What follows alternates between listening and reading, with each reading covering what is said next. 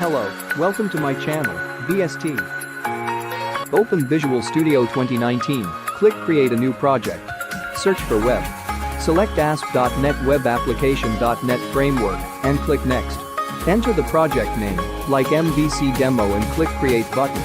Select Empty Template and click Create button. A new MVC project has been added. Wait a moment.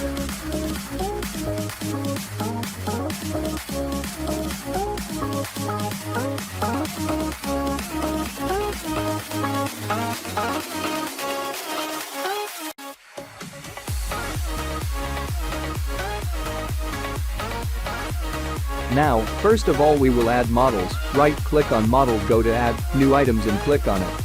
Select Data, a do.NET Entity Data Model, and click Add. Click Next, click on New Connection button. Enter the server name, select Database from drop-down list. Click OK, just change the name here.